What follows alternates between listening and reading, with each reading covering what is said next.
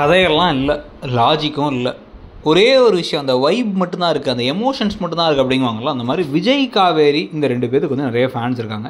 இதை வச்சு எப்படியாச்சும் கதையை முடிஞ்ச வரைக்கும் கொண்டு போவோம், இழுத்தடிச்சு என்னென்ன பண்ண முடியுமோ அதெல்லாம் பண்ணோம் அப்படின்னா எப்படியும் வந்து ரொம்ப நாளைக்கு வந்து ஆட்கள்லாம் பார்ப்பாங்க அப்படின்னு முடிவு பண்ணிட்டாங்களா என்னங்கிறது தெரியல. இன்றைக்கி எபிசோட்லாம் ஒன்றுமே நடக்கலை. வெறுமனே வந்து விஜய் காவேரி கிட்டே பேசணும்னு ஆசைப்படுறாரு, அந்த மாமி கிட்ட சொல்கிறாரு, அவங்க அப்படியே பேசி கூட்டு வரலான்னு பார்க்குறாங்க.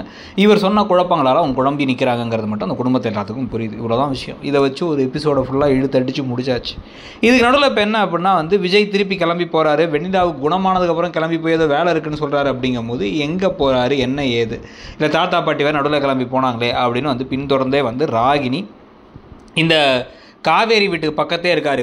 இவங்க காதல் கதையில் திருப்பி சேர்ந்துருவாங்க போல், திருப்பி காவேரி சந்தோஷமாக வீட்டுக்கு வந்துடுவாங்க அப்படிங்கிறத யோசித்து பார்த்து சரி ஓகே, இது நம்ம கொஞ்சம் ரிஸ்கியான விஷயமா படுது, அதனால் வந்து நம்ம இப்போவே என்ன பண்ணுவோம், ஒரு பிளானை இறக்கி விட்ருவோம் அப்படின்ட்டு வெண்ணிலாவை கூட்டு போய் நீக்கா விஜயை பார்க்கணும் ஆசைப்பட்டல மேலே தான் இருக்காருன்னு அனுப்பிவிட வெண்ணிலா கொடுன்னு அப்போ தான் காவேரி வந்து ப்ரெக்னெண்ட்டாக இருக்குங்கிறத சொல்கிறதுக்கு 300 ட்ரை பண்ணி மெசேஜ் அனுப்பி சொல்லலாம், கால் பண்ணி தான் சொல்லணும், நேரில் தான் சொல்லணும்னு எதாவது பண்ணிட்டு அவங்க உள்ளே போகும்பொழுது வெண்ணிலா கொடுன்னு ஓடி வந்து கட்டி பிடிச்சி நான் அவங்க கூட இங்கே தான் இருப்பேன், நீங்கள் இங்கே தான் இருக்கீங்களா, நீங்கள் எங்கே இருக்கீங்க, இவ யார், அது என்ன, இது என்ன அப்படின்னு கேட்குற கேள்விகளுக்கு இடையில் இந்த குடும்பத்தில் சாரதா வேறு எதுக்கு எடுத்தாலும் சாரதா பாத்தியா நான் அப்போவே சொன்னேன் இவனெல்லாம் நம்பாதன்ட்டு அப்படின்னு அவங்க அந்த பக்கம் பேச, பாட்டி இந்த பக்கம் யோசிக்க, குமரனும் கங்காவும் ஏங்க இப்படி பண்ணுறீங்க அப்படின்னு வந்து பேச, இதை வச்சே கதையை அங்கிட்டுன்னு இழுத்து கொண்டு போகிறது தான் கதையில் நடக்க போகுதோ அப்படின்னு சொல்லி தோணுது.